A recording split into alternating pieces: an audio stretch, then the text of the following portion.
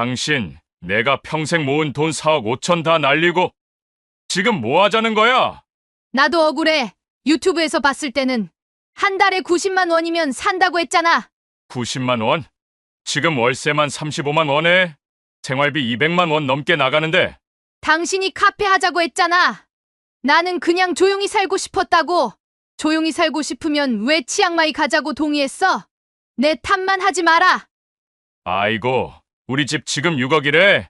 우리가 안 팔았으면 1억 5천은 더 벌었을 거야. 후회해서 뭐해? 이미 엎질러진 물인데 지금 당장 어떻게 살지를 생각해야지. 어떻게 살아? 고시원에서 60 넘어서 고시원에서 살라고? 그럼 다른 방법이 있어? 돈도 없는데 1억으로 서울에서 집 구할 수 있어? 아이고, 내가 왜 그때 당신 말을 들었을까? 친구들이 미쳤다고 했는데. 친구들이 뭐라고 하든 우리가 결정한 거잖아. 지금 와서 그런 소리 하지 마.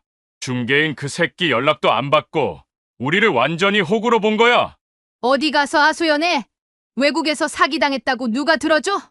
계약서도 가짜였다니 우리가 얼마나 무식했으면 이런 꼴을 당해. 무식하긴. 당신이 태국어 공부라도 좀 했으면 이런 일 없었을 거야. 내가 언제 안 했어? 나이 먹어서 외국어가 쉽게 들어와?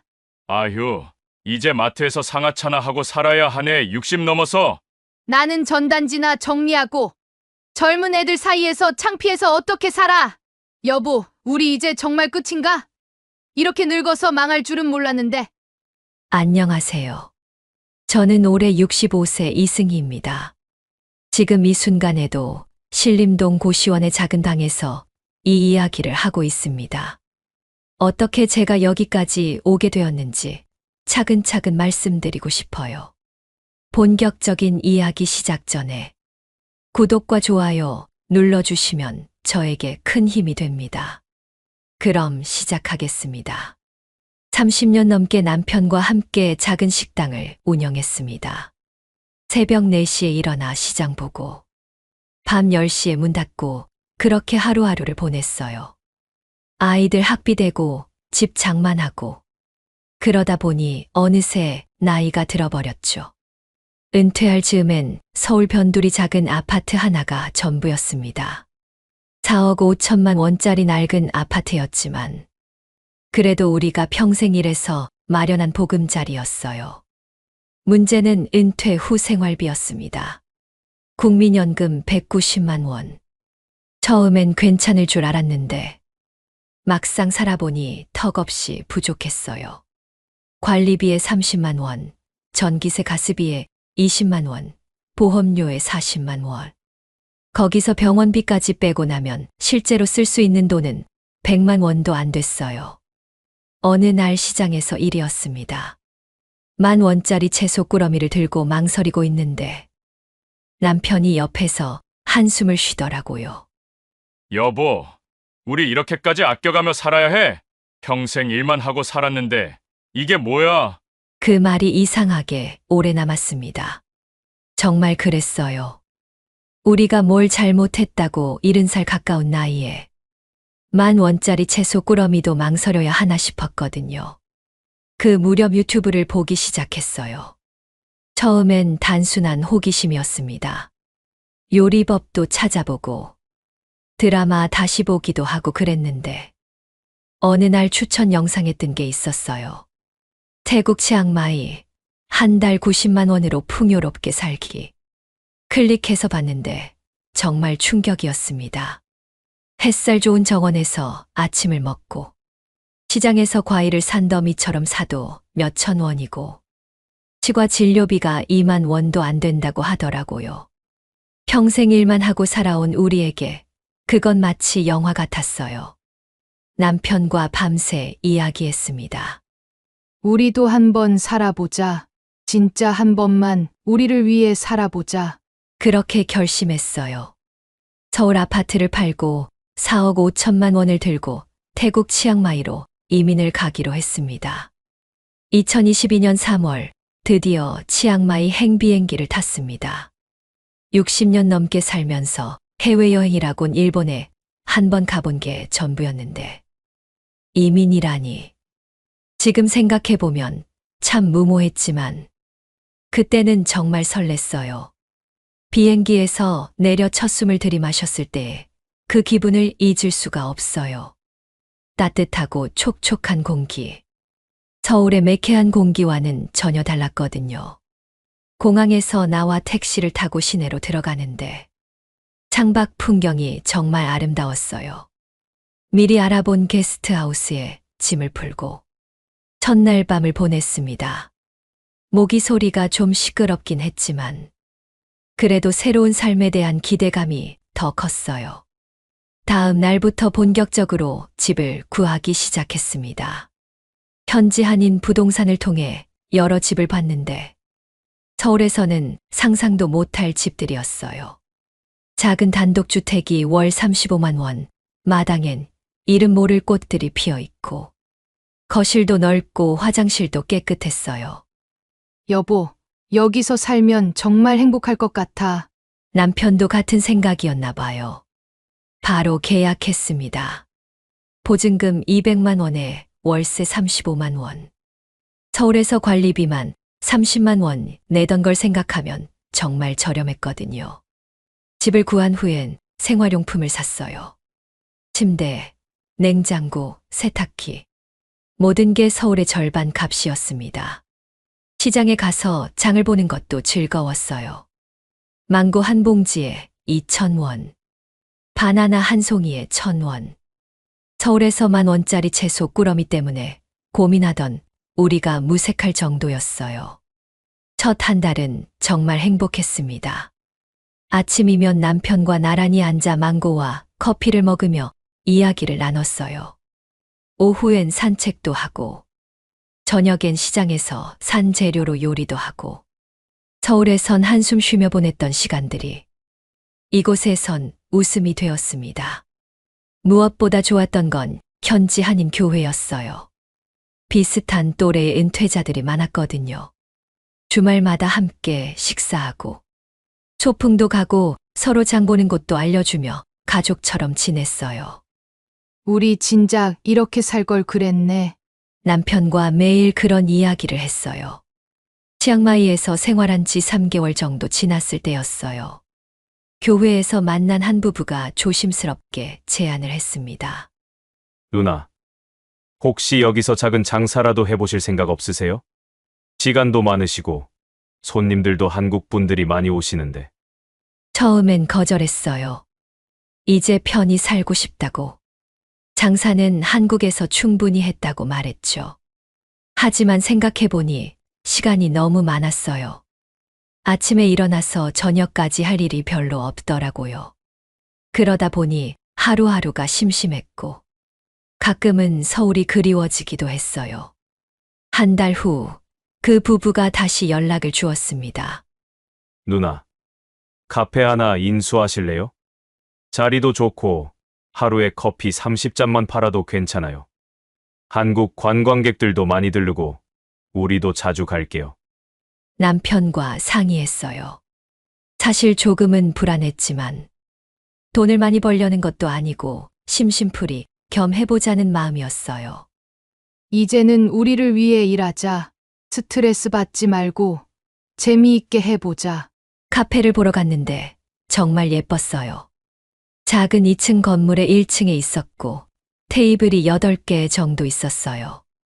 중고 커피 머신과 테이블, 메뉴판까지 다 갖춰져 있었고 권리금은 2천만 원이라고 하더라고요. 그럼 우리가 3천만 원 정도 드리면 되겠네요. 장비 몇 개 더 사고 인테리어도 조금 바꾸고 운영자금까지 포함해서 3천만 원이면 충분하다고 생각했어요. 서울에서 카페 하나 차리려면 최소 1억은 들어갈 텐데 여기선 3천만 원이면 되니까 정말 저렴하다고 생각했거든요. 계약을 진행했습니다. 현지 한국인 중개인이 도와준다고 해서 믿고 맡겼어요. 복잡한 서류들이 많았지만 저희가 다 알아서 해드릴게요. 걱정 마세요라고 하니까 안심했죠. 카페 이름은 서울 카페로 정했어요. 한국 음식도 조금씩 팔고 한국분들이 그리울 때 오실 수 있는 공간으로 만들고 싶었거든요. 메뉴도 다시 짜고 인테리어도 조금 바꿨어요. 한국에서 가져온 사진들도 걸고 한국 음악도 틀고요. 오픈 준비를 하면서 정말 설렜어요. 30년 넘게 식당을 했지만 내 이름으로 된 카페는 처음이었거든요. 여보, 우리 이제 카페 사장님이야. 남편과 그런 농담도 하면서 하루하루 준비했어요. 드디어 카페 오픈 날이 왔습니다. 2022년 7월 15일. 지금도 그 날짜를 정확히 기억해요. 교회 분들이 모두 와서 축하해 주셨고, 꽃도 보내주시고, 첫날부터 손님이 제법 많이 왔어요. 어머, 여기 한국 커피네요. 반갑다. 한국 관광객들이 들러서 반가워하는 모습을 보니까 정말 뿌듯했어요. 아메리카노 한 잔에 3,000원. 한국에서는 5,000원이니까 저렴하다고 좋아하시더라고요. 한국 음식도 조금씩 팔기 시작했어요. 김밥, 라면, 떡볶이. 간단한 것들이었지만 한국 분들이 정말 좋아하셨어요. 이런 곳이 있어서 얼마나 다행인지 몰라요. 라고 말씀해 주시는 분들도 계셨고요. 첫 달 매출이 300만 원 정도 나왔어요. 재료비랑 임대료, 전기세 빼고 나면 150만 원 정도 남더라고요. 여보, 이 정도면 괜찮지 않아? 심심하지도 않고, 용돈도 벌고, 사람들도 만나고. 남편도 만족스러워 했어요. 두 번째 달엔 매출이 더 늘었어요. 입소문이 나면서 현지에 사는 한국인들도 자주 오시고, 한국 관광객들도 계속 찾아왔거든요. 특히 저녁 시간엔 한국인들이 모여서 맥주도 마시고 이야기도 나누는 공간이 되었어요. 우리 카페가 한국인들의 사랑방 역할을 하는 것 같아. 기분이 좋아. 정말 그랬어요. 혼자 여행 온 분들이 외로울 때 오시기도 하고, 현지에 사는 한국인들이 한국이 그리울 때 오시기도 하고요. 교회 분들도 자주 와서 도와주셨어요. 설거지도 해주시고, 손님이 많을 때는 서빙도 도와주시고, 우리가 가족이잖아요. 라고 말씀해 주시니까 정말 감사했어요. 그 무렵이 제 인생에서 가장 행복한 시간이었던 것 같아요. 아침에 일어나서 카페로 가는 발걸음이 가벼웠고, 손님들과 이야기 나누는 것도 즐거웠어요. 저녁엔 남편과 함께 오늘 있었던 일들을 이야기하면서 차 한 잔 마시고요. 여보, 우리 정말 잘 결정한 것 같아. 한국에 있었으면 이런 행복은 몰랐을 거야. 그때까지만 해도 정말 그렇게 생각했어요. 우리가 마침내 찾은 행복이라고 생각했거든요. 하지만 행복은 그리 오래 가지 않았습니다.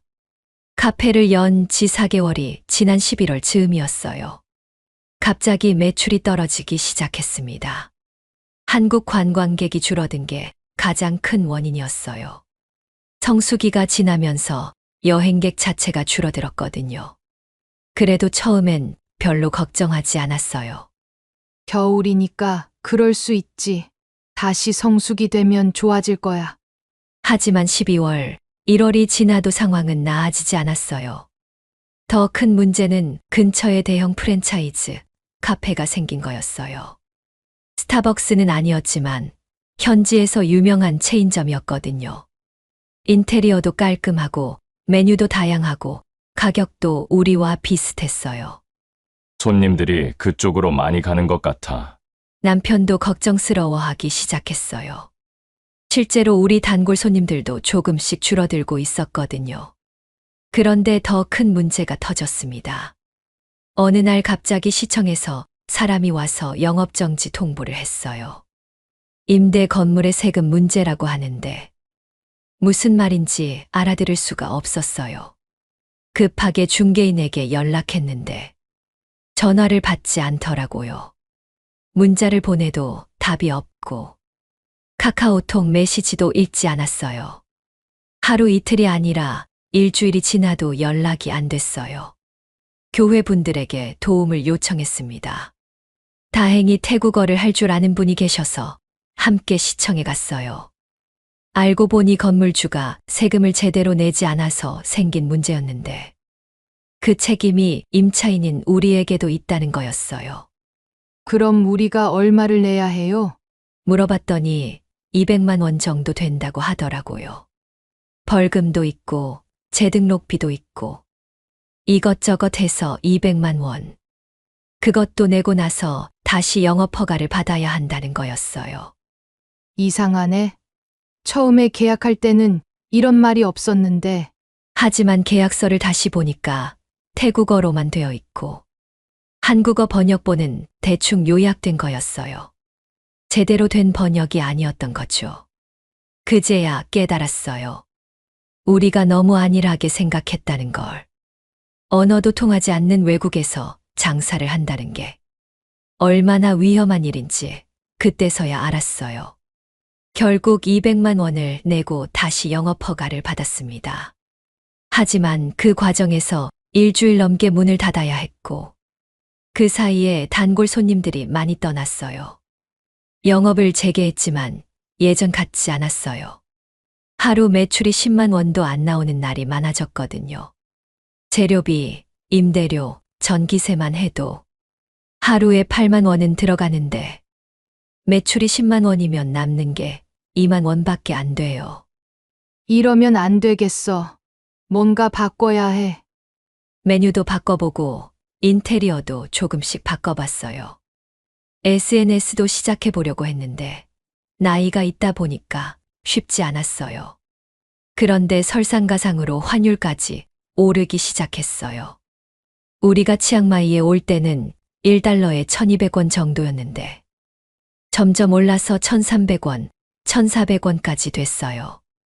한국에서 돈을 보내려고 해도 환차손이 너무 컸거든요. 생활비도 점점 올랐어요. 처음엔 한 달에 150만 원이면 충분했는데 물가가 오르고 환율이 오르면서 200만 원도 모자라게 됐어요. 카페에서 버는 돈으론 생활비도 안 되는 상황이 된 거죠. 남편이 말했어요. 여보, 우리 이러다가 큰일 나는 거 아니야? 정말 그랬어요. 한국에서 가져온 돈이 생각보다 빨리 줄어들고 있었거든요. 더 큰 문제는 건강이었어요. 치앙마이 날씨가 좋다고 했는데 저한테는 안 맞는 것 같았어요.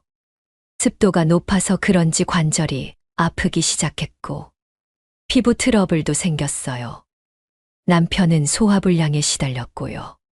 병원에 가보니까 한국어를 하는 의사가 없더라고요. 영어로 설명하려고 해도 한계가 있었고 정확한 진단도 받기 어려웠어요. 약값도 생각보다 비쌌고요. 한국에서는 보험이 있으니까 병원비가 얼마 안 들었는데 여기서는 감기 한 번 걸려도 10만 원은 들어가네. 유튜브에서 본 것처럼 치과 진료비 2만 원은 허상이었어요. 제대로 된 치료를 받으려면 한국과 비슷하거나 오히려 더 비쌌어요. 교회분들도 하나둘씩 한국으로 돌아가시기 시작했어요. 이제 나이도 있고 건강도 안 좋고 자식들 가까이 있어야 할 것 같아요. 우리와 비슷한 고민을 하시는 분들이 많았어요. 카페 매출이 계속 줄어들자 새로운 방법을 찾아야 했어요. 배달 서비스도 시작해보고 한국 음식 종류도 늘려봤어요. 치킨, 불고기, 김치찌개까지 메뉴를 확대했거든요. 하지만 배달 서비스 수수료가 30%나 됐어요. 음식값이 10,000 원이면 3,000원을 수수료로 내야 하는 거죠. 거기다 배달비까지 고려하면 실제로 남는 돈이 거의 없었어요. 한국 음식을 늘리니까 재료비 부담도 커졌어요. 김치, 고추장, 된장 같은 걸 한국에서 공수해 와야 하니까 비용이 만만치 않았거든요. 김치 1kg에 2만 원, 고추장 1kg에 15,000원. 한국에서는 반값도 안 되는 가격인데요. 이러면 안 되겠어. 뭔가 근본적으로 바꿔야 해. 남편과 상의 끝에 위치를 옮기기로 했어요. 좀 더 유동인구가 많은 곳으로 이전하면 매출이 늘어날 거라고 생각했거든요. 새로운 자리를 알아봤는데 권리금이 3천만 원이나 됐어요. 지금 카페를 정리하고 이사 비용까지 하면 5천만 원은 들어갈 것 같았어요. 우리한테 그런 돈이 있나? 한국에서 가져온 돈이 이미 절반 이상 줄어든 상태였거든요. 그러던 중에 더 큰 충격이 찾아왔습니다. 계약서 문제였어요. 알고 보니 우리가 처음에 한 계약이 제대로 된 법적 효력이 없었던 거예요. 중개인이 임시로 만든 계약서였고 정식 등록도 안 되어 있었어요. 그럼 우리가 지금까지 낸 권리금이나 보증금은 어떻게 되는 거예요? 물어봤지만 명확한 답을 들을 수 없었어요. 건물주는 자기는 모르는 일이라고 하고 중개인은 연락이 안 되고 변호사를 찾아가 봤지만 한국어를 하는 변호사 비용이 너무 비쌌어요. 상담료만 50만 원, 실제 사건을 맡기면 몇백만 원은 들어갈 것 같았어요. 그 돈이면 차라리 한국으로 돌아가는 게 나을 것 같았거든요. 결국 카페를 정리하기로 결정했습니다. 장비들을 팔고 보증금도 일부만 돌려받고 그렇게 마무리했어요. 3천만 원 들여서 시작한 카페에서 회수한 돈은 500만 원도 안 됐어요. 여보, 우리 이제 어떻게 하지? 남편도 막막해 했어요. 카페까지 정리하고 나니까 치앙마이에 있을 이유도 없어졌거든요. 관광 비자로 온 거라 장기 거주도 어려웠고요. 카페를 정리한 후 우리는 본격적으로 한국 귀국을 준비하기 시작했어요. 하지만 문제가 하나 더 있었어요. 한국에 돌아가서 살 집이 없다는 거였죠. 치앙마이로 올 때 서울 아파트를 팔았거든요. 그 돈으로 치앙마이에서 생활하고 카페도 차렸는데 이제 남은 돈이 1억도 안 됐어요. 1억 가지고 서울에서 뭘 할 수 있겠어? 전세도 어렵고 월세를 내자니 매달 나가는 돈이 만만치 않고 나이가 있으니까 집주인들도 꺼리더라고요. 부동산을 몇 군데 돌아봤지만 현실적으로 가능한 건 고시원이나 원룸밖에 없었어요. 우리가 평생 일해서 모은 돈으로 이런 데서 살아야 하나? 정말 허탈했어요. 그런 와중에 환율은 계속 올랐어요. 우리가 치앙마이에 있는 동안 한국 부동산 가격도 많이 올랐거든요. 예전에 팔았던 우리 아파트가 지금은 6억이 넘는다고 하더라고요. 2년 사이에 1억 5천만 원이나 오른 거죠. 우리가 치앙마이 안 갔으면 집값 오른 돈으로라도 괜찮은 데서 살 수 있었을 텐데. 후회가 밀려왔어요. 하지만 이미 엎질러진 물이었죠. 결국 한국 귀국 비행기표를 예약했습니다. 2024년 10월 15일. 치앙마이를 떠난 지 정확히 2년 반 만이었어요. 올 때는 희망과 설렘으로 가득했는데 돌아갈 때는 절망과 후회만 남았어요. 짐도 별로 없었어요. 올 때 가져온 옷까지 몇 벌과 사진 몇 장이 전부였거든요. 치앙마이에서 산 것들은 대부분 두고 왔어요. 가져갈 이유도 없었고 운송비가 더 비쌌거든요. 공항에 가는 길에 우리가 처음 살았던 집 앞을 지나쳤어요. 마당에 있던 꽃들이 그대로 피어 있더라고요. 여기서 정말 행복했었는데. 남편이 조용히 말했어요. 비행기에 오르면서 창밖을 내려다봤어요. 치앙마이의 아름다운 풍경이 점점 작아지는 걸 보면서 정말 마지막이구나 싶었어요. 다시는 이곳에 올 수 없겠구나 하는 생각이 들었거든요. 인천공항에 도착했을 때 그 기분을 뭐라고 표현해야 할까요? 고향에 돌아온 반가움보다는 막막함이 더 컸어요. 정말 갈 곳이 없었거든요. 일단 친구 집에서 며칠 신세를 졌어요. 30년 넘게 같이 장사했던 동업자 부부였는데 일단 우리 집에서 며칠 지내면서 천천히 알아보라고 해주더라고요. 하지만 언제까지 신세 질 수는 없잖아요. 일주일 후에 나와서 고시원을 알아보기 시작했어요. 신림동, 노량진, 구로. 우리 형편에 맞는 곳들을 돌아다녔어요. 결국 신림동의 한 고시원에 정착했습니다.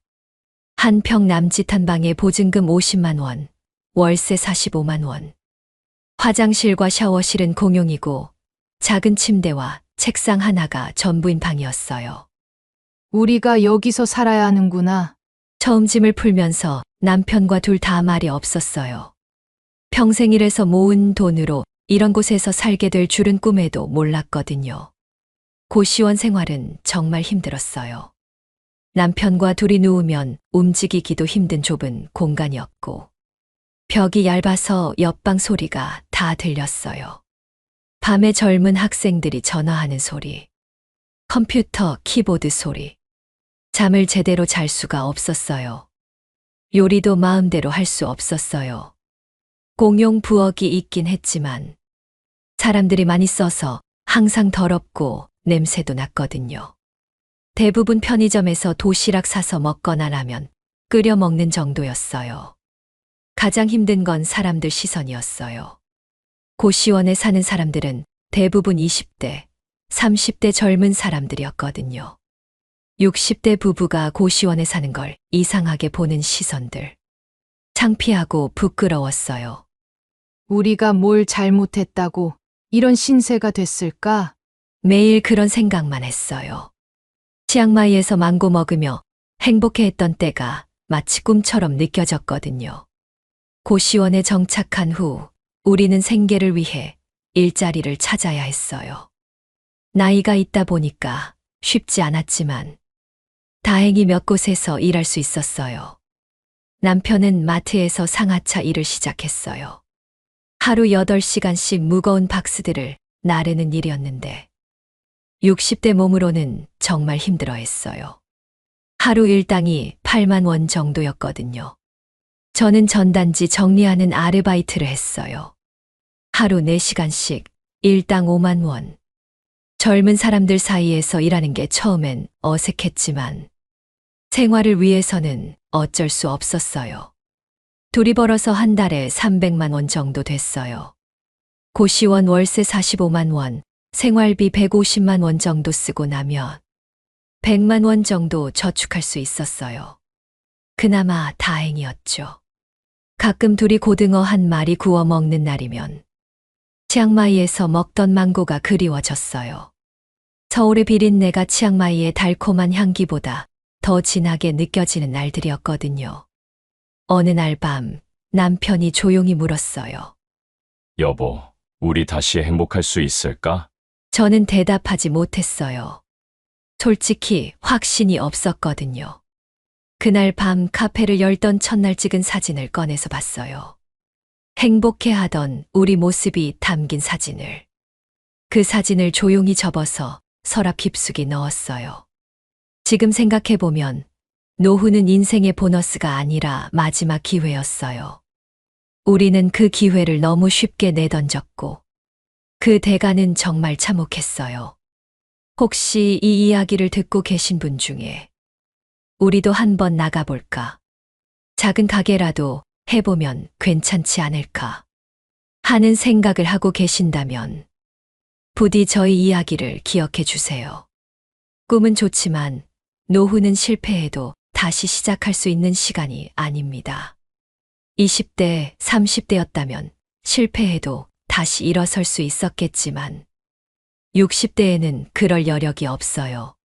언어도 통하지 않는 외국에서 사업을 한다는 것. 모든 재산을 걸고 새로운 삶을 시작한다는 것. 그게 얼마나 위험한 일인지 우리는 너무 늦게 깨달았어요. 우리는 누구도 원망하지 않기로 했어요. 정부를 원망할 수도 없고, 중개인을 원망해봐야 소용없고, 다만 우리 자신을 너무 몰랐던 그때를 조용히 후회할 뿐입니다. 지금도 고시원에서 이 이야기를 하고 있어요. 하지만 포기하지는 않았어요. 매일 일하면서 조금씩 돈을 모으고 있고, 언젠가는 작은 원룸이라도 얻어서 사람답게 살고 싶어요. 제 이야기가 누군가에게는 교훈이 되고, 누군가에게는 위로가 되었으면 좋겠어요. 노후는 신중해야 한다는 것. 꿈도 좋지만 현실도 중요하다는 것을 꼭 기억해 주세요. 긴 이야기 들어주셔서 정말 감사합니다. 오늘 제 이야기가 여러분에게 작은 용기라도 되었으면 좋겠어요. 사연이 마음에 와닿았다면 구독과 좋아요 꼭 눌러주세요.